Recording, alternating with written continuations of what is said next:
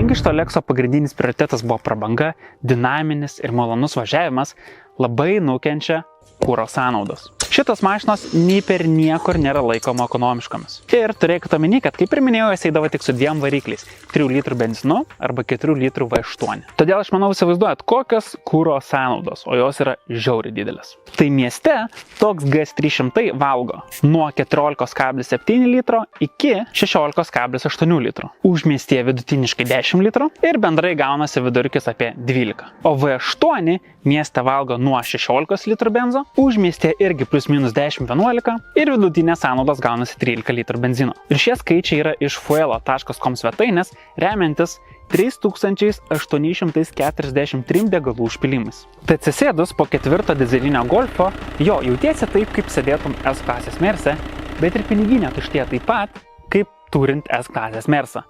Bet nevažinėjant, nes vis tiek servize stovi.